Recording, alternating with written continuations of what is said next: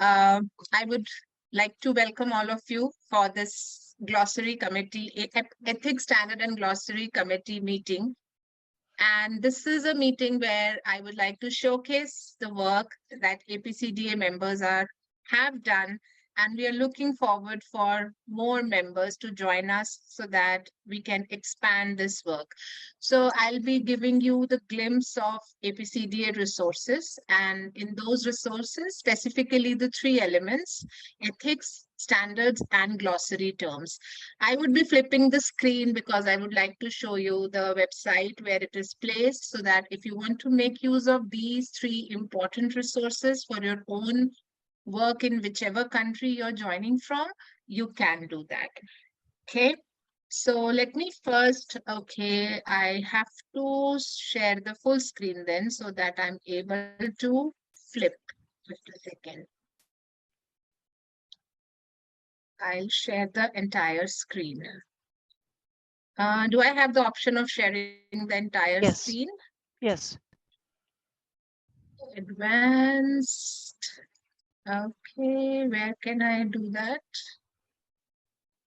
Basic. Just the green button on the bottom. Oh, I see what you're saying. You have to do it's upper left usually. Yeah, I have to, yeah. Anyways, I will then share like this. Okay, never mind.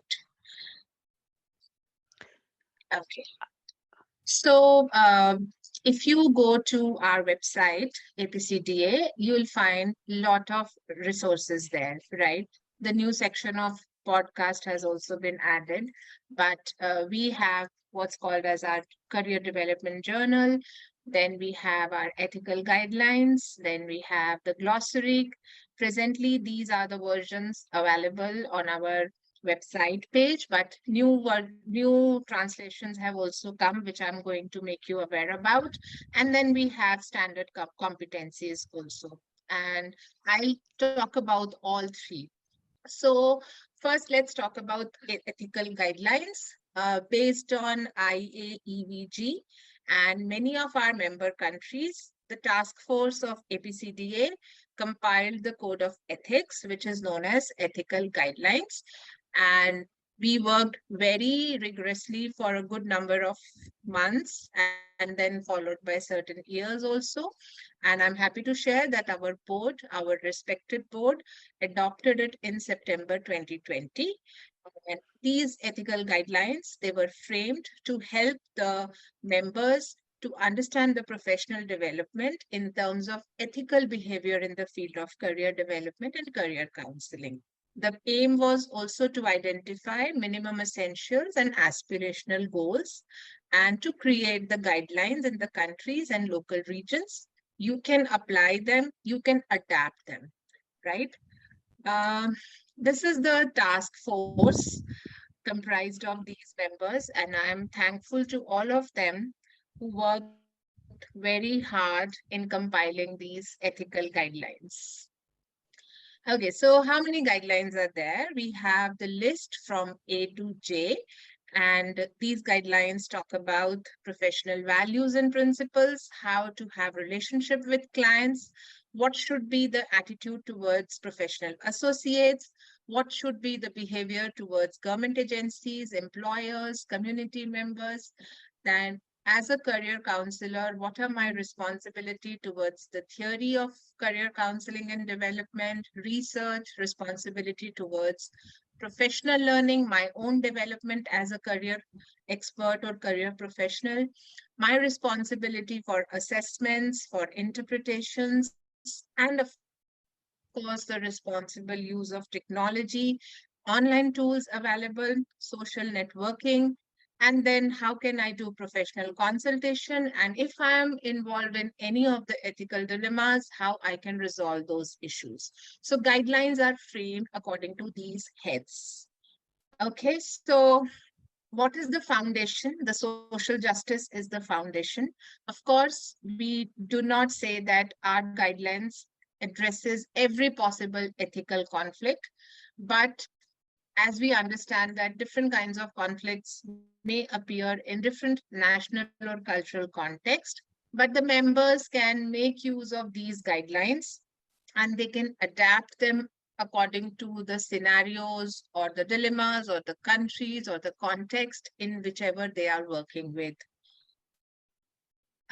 We also had a few sessions where I know it's a little boring to read ethical guidelines. It becomes very guiding principle kind of a thing. So we tried to convert it into some case vignettes, and we converted some uh, real ethical dilemma case scenarios, and then we had discussion sessions where we highlighted that the person has to find out after reading the case study that which ethical dilemma or ethical issue is highlighted, and not just the highlighting of ethical issue or dilemma, but also the suggested intervention.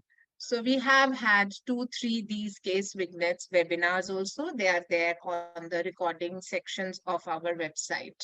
So like this was the case dilemma that was presented in one of the sessions. And you can find the entire podcast and webcast on our website. So I'm not going into details of this. Then we highlighted what ethical issues are highlighted in this case. We gave the participants of the podcast or webcast to think, to go through our ethical guidelines, and then after working through the case, we identified, depending upon the various sections documented in ethical guidelines, what are they in terms of B2, B3. As you can see, there are subsections of every column or every head of APCDA ethical guidelines, and they are documented in quite a detailed manner. Whether it is about respect, conflict of interest, social responsibility, cooperation, advocacy, educating the public, objectivity, accountability, most of the sections are covered. And then we also talked about in these case vignettes presentation that what possible actions a career counselor can take if he or she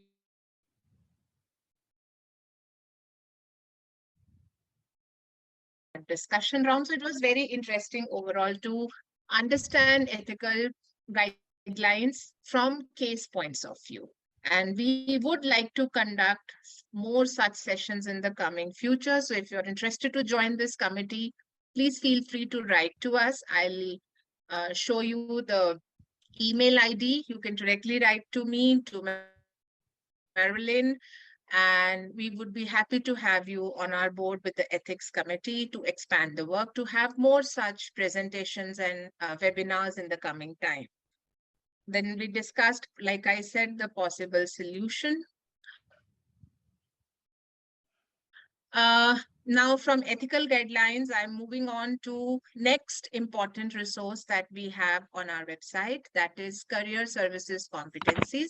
Now, as we know that competencies are very important for a career professional, and when we go into in-depth definition of competency, it distinguishes itself from a behavior which can be average, above average. But when we say that somebody is competent, we are assuming that the person is performing at an exemplary level of its professional conduct.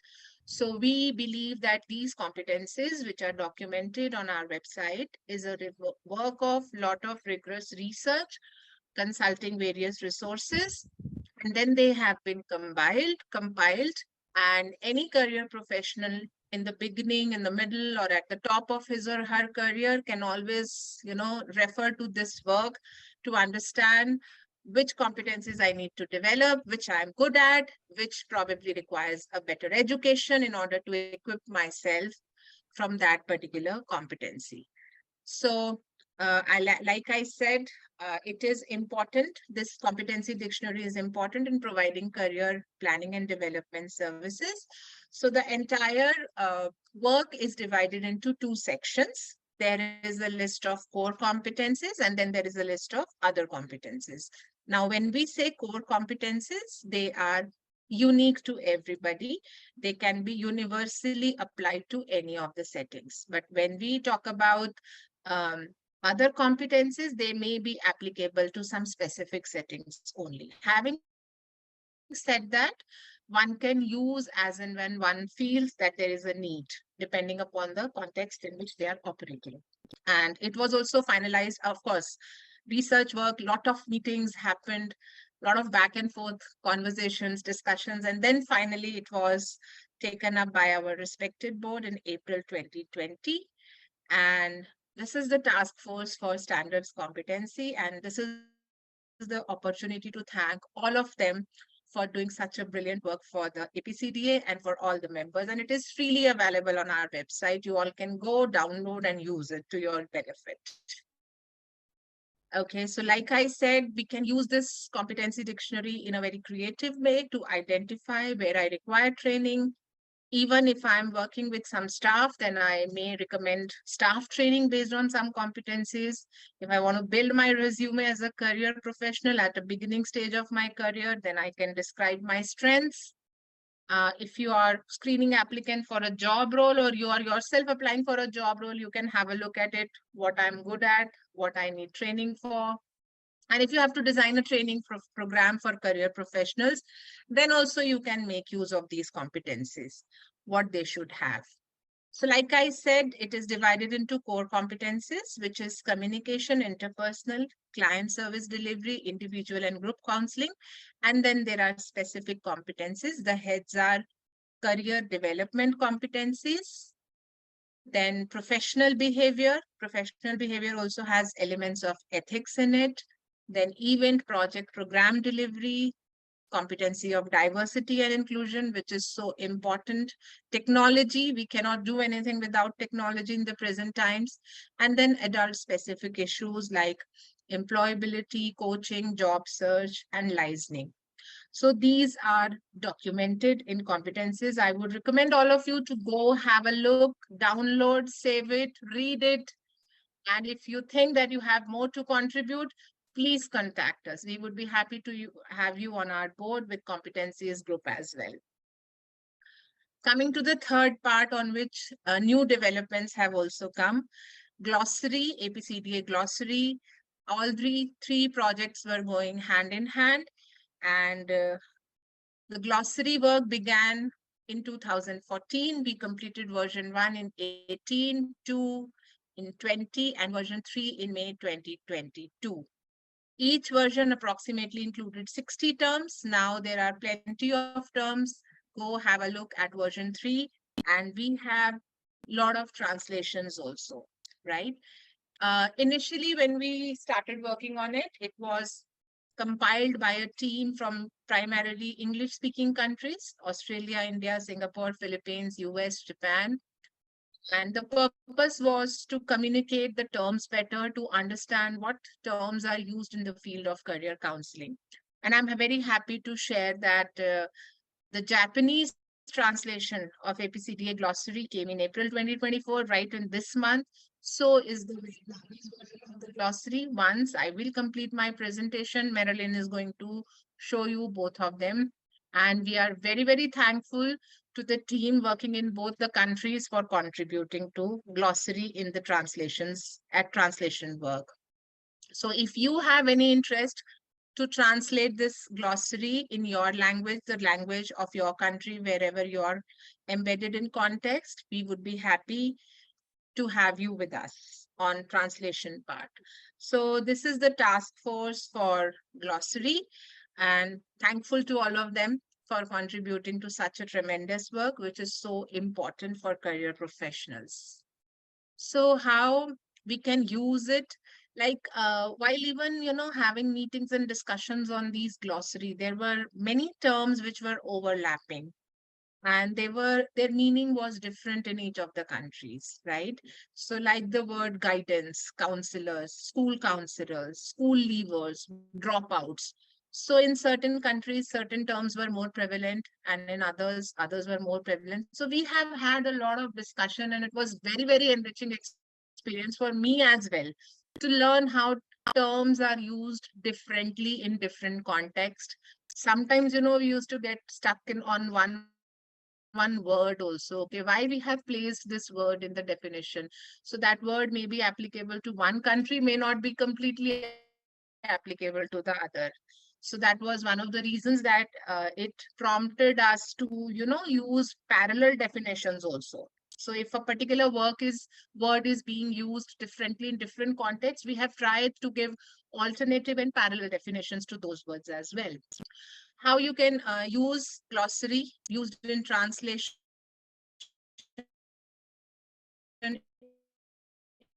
it can clarify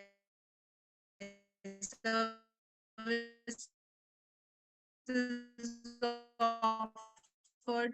If you yourself identifying use for their, they can go to glossary and understand the meaning, what concept do they want to research, and what is the exact word in literature and academia, and how it is operational professionals. Sometimes, we are publishing papers, so this can be used as a document to find out keywords and phrases also. And of course, AI-based terminology management system, we all require different terms and how they are different from each other. The glossary can be a help for there also. So plenty of uses with this work. Like I said, being a part of this project was very learning opportunity for me, because I got to know so many things, and I got to understand how different terms are used differently, or what is the meaning of those terms. Like, this is work experience. So this word, while we were defining, we gave two definitions, because on the basis of discussions that we have had, uh, we thought, no, one definition cannot serve the purpose, how it can be used in different contexts. And there are so many such words. So go have a look, be enriched, feel enriched that how the work has been compiled based on research, discussions of experts, and then documented. Okay, like I said, we want to expand our team, whether it's ethics, standard, and glossary. We want your contribution to it, whether you want to translate, whether you want to join any of the works. So your participation is essential. Please write to us, ethics@asiapacificcda.org, or you can write to our general email ID also. The mails will get forwarded to us. And we would welcome you on the any of the three or more than one resource that you want to work upon. This is all from my side for today.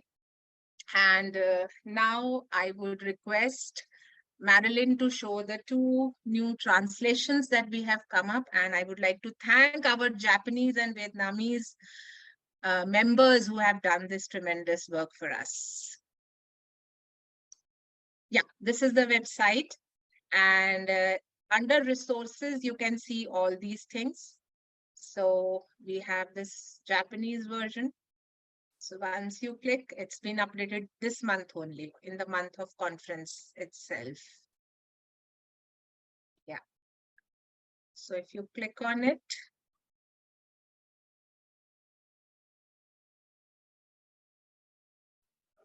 Okay, sorry. I had to unmute myself. I want you to help us celebrate. We are so excited that we have just now a new version of the Japanese glossary. When we first started with the glossary, we had 100, we had 20, we had 60 words, excuse me. That was version 1. And then version 2 had about 120, and version 3 has about 180, so almost 200. And then once we got to version 3, all of our translations were in version 1. And we have now been trying to get people to take an interest in developing these other versions. So we're very excited that the Japanese version has just been completed. I want to thank Atsunari and Keiko Kawazi for helping us with this translation. And it's I'm just showing you that it's a PDF file, easy to download, and allows you to just flip through the different terms.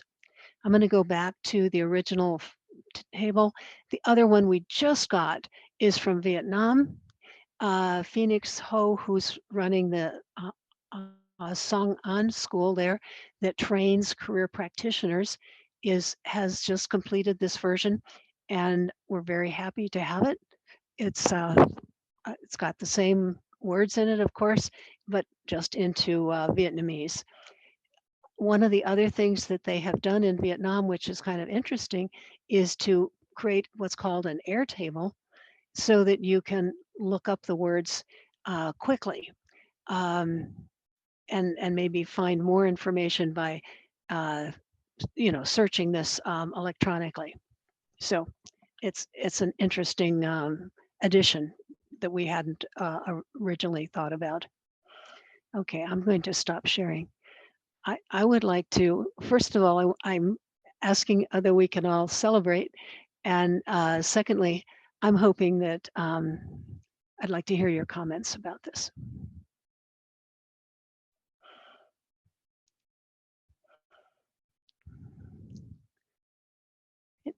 Anybody care to say anything at all about that?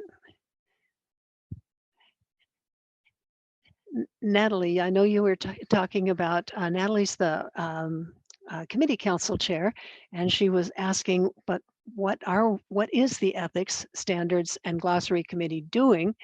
And it turns out there's been a lot of work behind the scenes, even though we haven't had a structured project recently. So we're just really excited about that. Also, too, Vandana, putting this together for us for the conference was amazing. This was a great presentation. I very much appreciate the information that you provided us.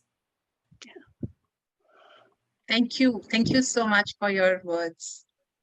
Thank you, Vandana, and thank you, Marilyn. I also just join in, Natalie, to say how appreciative being from the kind of a different lingual background and multicultural background. It's very important to celebrate that we have, with every edition, we sort of celebrate that diversity and intercultural approach to our field. So it's very well done, and it's kind of, I understand how terrifically huge this work is, and yes, celebrating. And I also wanted to say, Marilyn and Vandana, that the ethical case vignettes and podcasts, this is a terrific learning tool, because we have in our subject, we have professional practice of career development. We always not so much struggle, but we want to kind of consolidate various case scenarios and discuss it with students. And you've already made it for us. This is fantastic. Like of course, we get our students to read much research on ethical standards and ethical practice, but they are real practical examples, which we'll definitely be incorporating in our subject from next round when we teach career practice. So it's fabulous. Thank you so much for that. And I'm myself really looking forward to reading and watching the podcast. So great work. Amazing. I would like to do more of those. I think that, we kind of stopped because it wasn't, ethics is not the most popular topic, right? You don't get big crowds of people coming when you do a webinar about ethics, but the discussions are fascinating. One of the ones we did was led by a person in the US who has worked on the NCDA ethics. And she had specifically developed a number of different cases. So these are ethical questions which we could, really sink our teeth into and, talk about it from a cultural perspective. We chose one where we thought there might be some cultural differences, and we got people from different countries to respond. And so we got people from Japan, people from Vietnam, people from India, and it was fascinating to see the differences. What we learned when we were doing ethics was that we all do have the same basic concepts of, like you don't share private information about a client. You have to really care about confidentiality. We all know these things. These things are universal. It's not specific to the culture. But there were differences in the way things are applied. And one of the differences that we noticed when we did this one case situation with the different cultures was that in different countries, you have a different way of solving the problems. When you have an ethical issue in Japan, it's customary to go to a very senior person and ask them what they would do because they've been around for a long time. When you have a ethical problem in Vietnam, it's customary to everybody get in the same room and talk and talk and talk until you finally come to agreement. So it's just interesting to see these differences and not that the results are that different, but that the way of getting to a decision can be very, you know, different depending on the culture. It was very fascinating.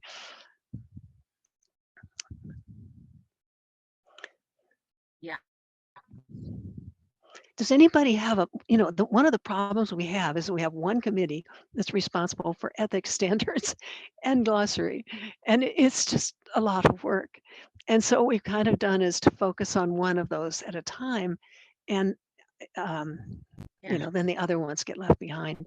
Does anybody have a burning passion for one of those? Would you want to re-energize one of those topics?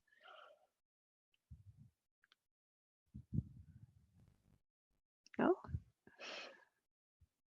Well, I think They Marilyn, that can all write three to of them us. are, yeah, all three are very important. All three are very important. I think it's equal balance, and it's just finding the time. So obviously I'm very passionate about all three and see the value and importance of it. And I value people's generosity in giving time to contribute to these committees. So yes, if we can be, I'm happy to be, I guess, involved as, you know, time providing, but Any really, of them. really, yeah.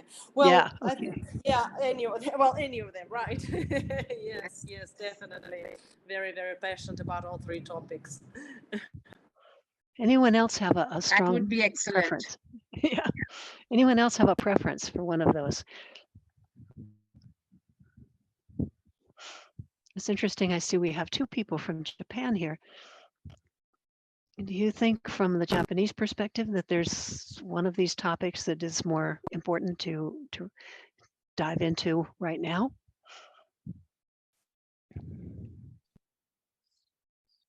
No. Yeah, so even I want to submit something. So in Indian context, definitely I have some observation and all regarding the standard and the ethics part. But I would like to discuss in person with Vandana Gambhirji first. Then I think we will be in a, I think, safer position to bring it to the portal. Oh, So I great. would, That'd be fabulous. Yeah, thank you. Wonderful. Anytime. Anytime. I Right. would welcome that. Thank Yeah, you. we would really love to get moving again. And like I said, what we're doing right now is what we've been doing behind the scenes is trying to get people who have language preferences to help us develop these language versions. We're excited to have the Japanese and the Vietnamese, but obviously there's so many other languages. Oh, and we do have the Arabic. The folks in Qatar developed that for us, and we're very excited about that one. They're going to be showing, I think they're going to be there in person. They're going to be showing something similar to what the Vietnamese call the Airtable. It's a way of finding the terms. You know, so if you're looking for something and you're trying to figure out, is it more like this or more like that? How do you compare terms electronically? Trying to find an electronic way of getting the information to jump out at you more clearly or easier. So that's going to be announced at the in-person part of the conference. Maya, I know that you are involved in, from a legal perspective. Is there anything that jumps out at you? Hello. Hi, Melanie. I just want to say hello to you. This year, for me, attending this conference and seeing the session is very hard because of my schedule. So I really want to check this session later on by watching videos. And thank you very much for mentioning about my country. And I'm so interested. I'm so interested in other countries' perspective. I really do. Thank you very much. Thank you. Mai was with us last year in Kazakhstan, so one of our devoted members. We're so happy to have you there. Anyone else want to make a contribution today? Marilyn, I will have to take a leave because my university class You is have a there, class. right? Yeah. So thank you everyone for patiently listening, and feel free to pitch in everywhere you want, anywhere you want. Is it allowed? Can I leave the meeting, Marilyn? Yes, yes, you did a great job. Thank you so much, Vandana.